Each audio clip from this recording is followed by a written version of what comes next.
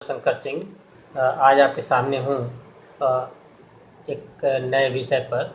Are we slipping towards U shape of recovery and why, इस पर हम चर्चा करेंगे।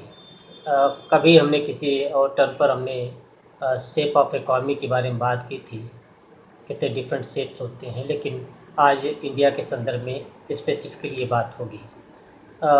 हम लोग जान रहे हैं कि जो ग्रोथ फोरकास्ट रहे हैं वो IMF का पहले देख लें कि वो कह रहा है कि 2019-20 में ये 5.8% था, जो कि 2020-21 में जो अभी चल रहा है 1.9% रहेगा, और 2021-22 में ये बढ़ कर के 7.4% हो जाएगा।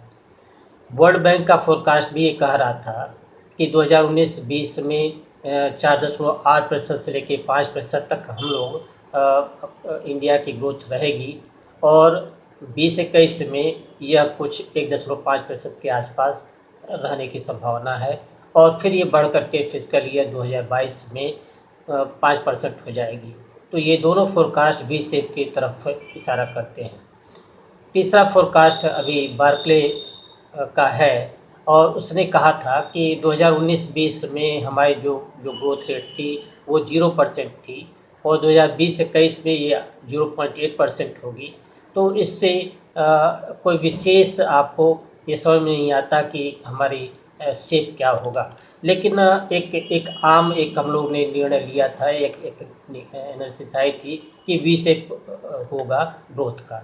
लेकिन अब इस बीच में गवर्नमेंट ने एक लगभग 21 लाख करोड़ रुपए का ग्रोथ स्टिमुलस दिया है, और उसमें और ये कहा है कि ये GDP का 10% है।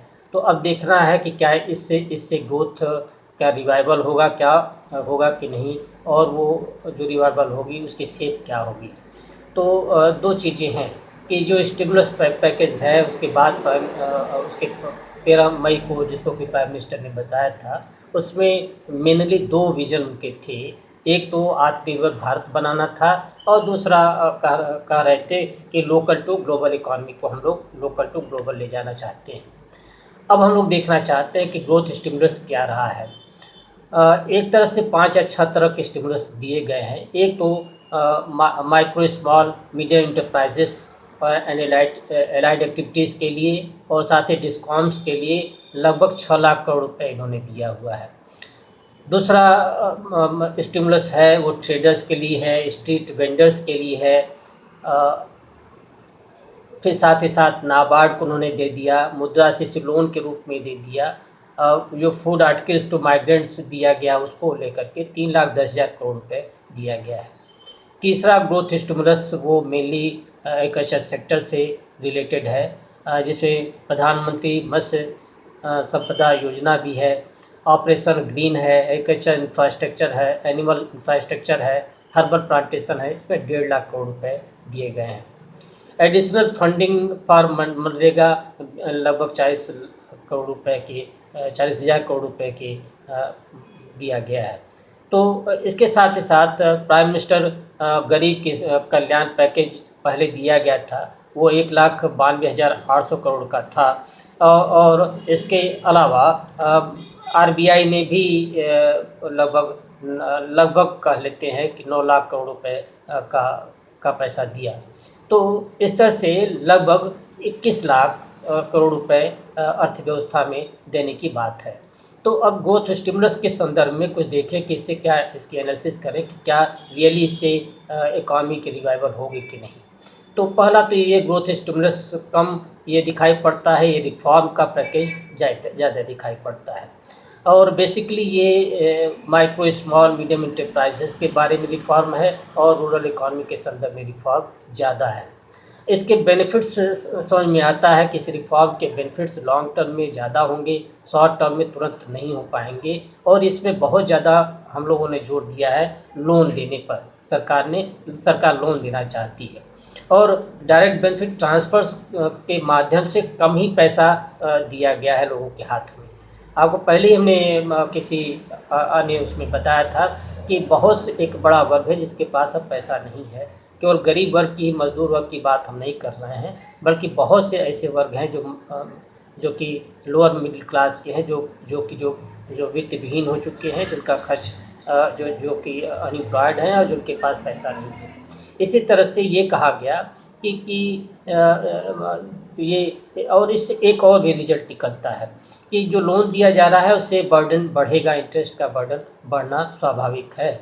और यदि बैंक ने यदि वो स्मॉल स्केल के लोगों ने या ट्रेडर्स ने पैसा वो वापस नहीं कर पाए, तो उससे बैंक का एनपीए बढ़ेगा। तो एक साथ में एक साइकिल बन रही है। और भी आप देखेंगे कि यदि बैंक नहीं पैसा दे पाता है, एनपीए उनका बढ़ता है, तो ये गवर्नमेंट कह रही है कि हम उसको मीट करेंगे। इसका मतलब है कि लॉन्ग टर्म में फिस्कल डेफिसिट इनका बढ़ना है।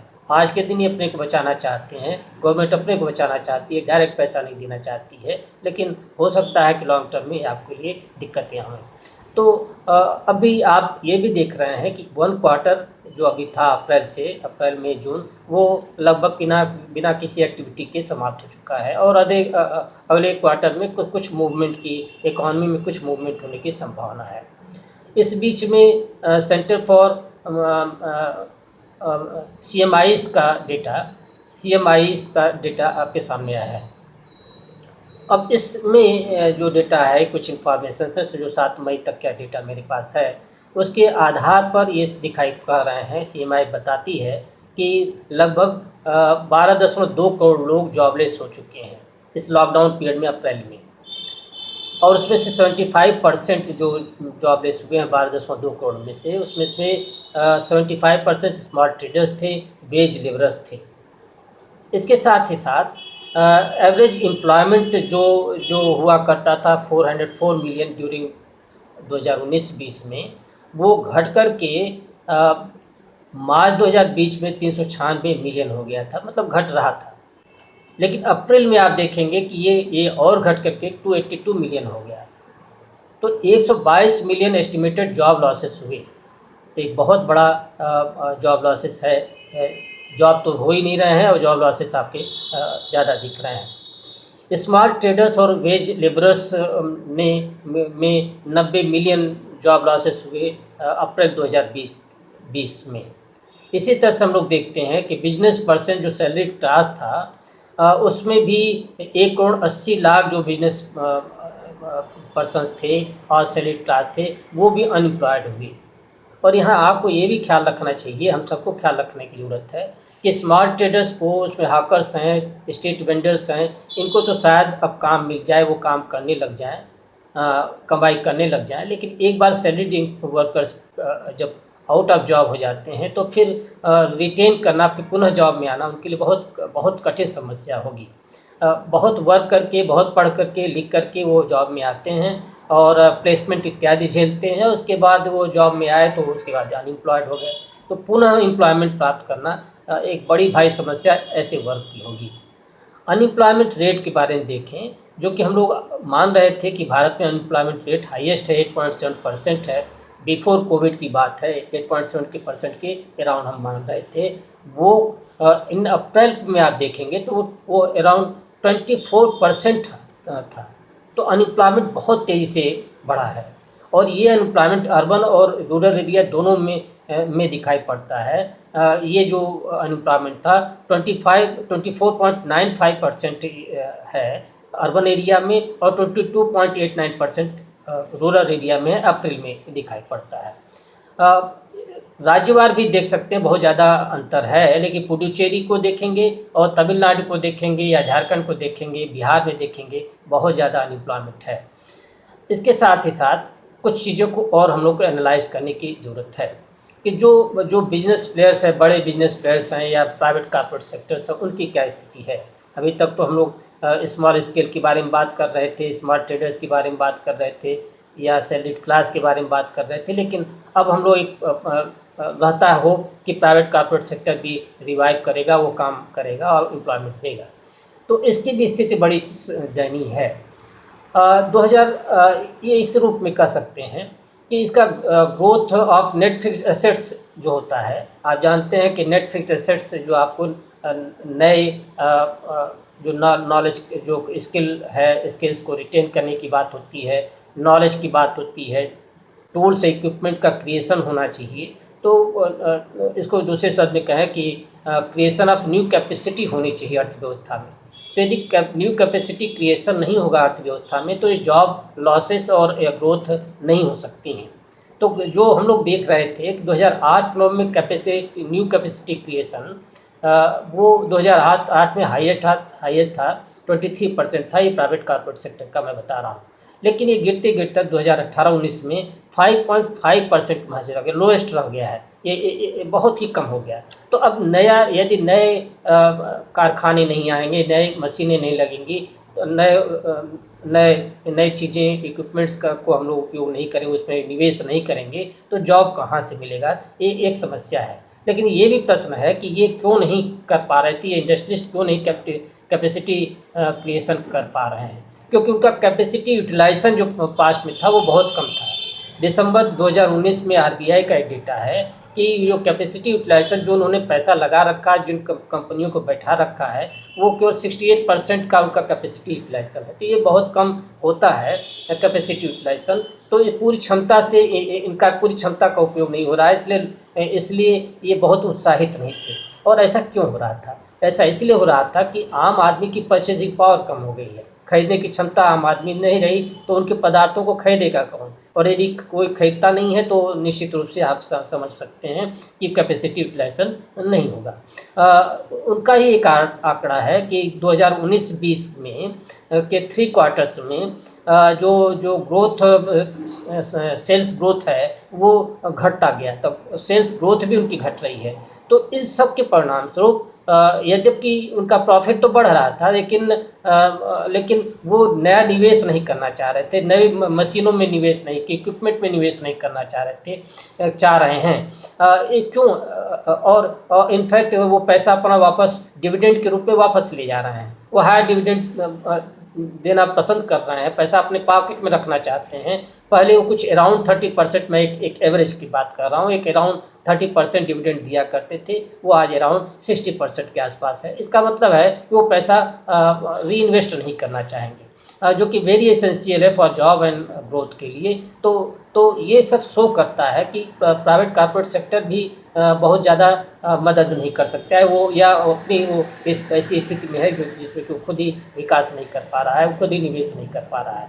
और इसी कारण से पिछले हफ्ते में centre for monitoring Indian economy की जो हमने बात की है, उसका ग्रोथ फोरकास्ट है कि वो 2020-21 में भारत की का जीडीपी ग्रोथ होगी, वो माइनस में होगी, -6% के अराउंड है। कुछ लोग तो उसको और भी नीचे मानते हैं, लेकिन ये -6 होगी। तो अब ये इस सब ग्रोथ फोरकास्ट को देखें तो भी ये प्रश्न आता है कि क्या ये जो स्टिमुलस मिला है, पैकेज मिला है, सरकार ने दिया है, इससे क्या कुछ अर्थव्यवस्था में कोई परिवर्तन नहीं आएगा? क्या इसमें कोई इकॉनमी का रिवाइवल नहीं होगा? तो निश्चित रूप से ये कह सकते हैं कि नहीं होगा तो ज़रूर, लेकिन वेरी लॉन्ग टर्म में होगा। क्योंकि पैसा ऐसा क्यों है? क्योंकि पैसा तो डायरेक्ट बेनिफिट ट्रांसफ़र के माध्यम से नहीं किया गया है। पैसा तो हाउस होल्ड्स को दिया नहीं गया है, उनकी परचेसिंग पावर नहीं बढ़ रही है। और कुछ सेक्टर्स का पैसा दबा हुआ, मैंने आपको पहले ही बताया हुआ है कि माइक्रो स्मॉल और मीडियम इंटरप्राइजेस का 5 लाख करोड़ रुपए सरकार और प्राइवेट सेक्टर के पास दबा हुआ है। आप लोन देने के 3 लाख करोड़ रुपए देना चाहते हैं, लेकिन उनका पैसा वापस नहीं करना चाहते हैं। यदि उनके पास 5 लाख करोड़ रुपया रहता तो आपको लोन देने की ज़्यादा आवश्यकता ही नहीं पड़ती। तो आप लोन की इकॉनमी बनाना चाहते हैं कि लोन देना चाहते हैं, तो लोन यदि लिया भी जाए तो यदि माइक्रो स्मॉल इंटरप्राइजेस लोन ले भी लें और सरकार सोचे कि रिवाइवल होगा उससे, तो कैसे होगा, ये समझने की बात है। लोन से इंटरेस्ट बर्डन भी आता है, और जो माइक्रो इंडस्ट्रीज़ हैं वो उनको समझ में आ रहा है कि वो उत्पादन तो कर सकती हैं, लेकिन उनका खरीदार कौन होगा? यदि खरीदार नहीं सामने है तो किसके लिए उत्पादन करेंगे? तो क्यों लोन उठाने जाएंगे? क्यों इंटरेस्ट का बर्डन अपने को लेना चाहेंगे? तो ये सब अनेक प्रश्न हैं। तो जो जो रिफॉर्म के लिए जो पैकेज दिया गया है वो वस्तुतः वो उसी के लिए है और स्टिमुलस के रूप में कम दिखाई पड़ता है। ये जो पैसा रिफॉर्म के लिए है, ज़्यादा रिफॉर्म के लिए है, वो तो अर्थव्यवस्था में आते आते उसमें समय लगेगा, लोगों के हाथ में पैसा आने में समय लगेगा, डिमांड क्रिएट होने में बहुत समय लग जाएगा। तो आवश्यकता तो ये थी कि 5 लाख करोड़ रुपए जो जो मार्जिनल स्मॉल इंडस्ट्रीज़ का है गवर्नमेंट के पास या प्राइवेट सेक्टर के पास, उसको तुरंत दे दिया जाए। और दूसरा है कि परचेजिंग पावर बढ़ाया जाए। तो परचेजिंग पावर आप किसी सेक्टर का एक्सेप्ट परचेसिंग पावर न कहें, मैंने तो उसको कहा जिंदा रखने के लिया है कि जो गरीब वर्ग है उसको आप 5 किलो अनाज दे रहे हैं और चना दे रहे हैं, लेकिन वो कोई उससे या 500 रुपये आप एक बार पेंशन के रूप में दे रहे हैं। तो इस तरह के से परचेसिंग पावर नहीं बढ़ने वाली है। एक बड़ा सेगमेंट ऑफ सोसाइटी है जिसके पास कुछ भी नहीं बचा है। मैंने पहले ही उसमें बताया हुआ है कि इंजीनियर्स हैं, नए इंजीनियर्स हैं, डॉक्टर्स हैं, नर्सेस हैं, टीचर्स हैं। ये इस तरह का जो क्लास है जो कि बोल भी नहीं पा रहा है, जिसके पास पैसा बचा ही नहीं, वो कहाँ से डिमांड करेगा। एक ही वर्ग था बचा था अर्थव्यवस्था में, वो था वो सैलरीड क्लास था और गवर्नमेंट एम्प्लॉयज़ था जिसका भी पैसा सरकार ने लिया है, डीए के रूप में सरकार ने उसको खींच लिया है। तो वो डीए उनके पास भी आप परचेजिंग पावर आपने नहीं रहने दिया। तो ये सब दिक्कतें हैं जिसके कारण कि रिवाइवल होना बहुत ही दिखता है कि बहुत लॉन्ग टर्म में ही हो सकता है।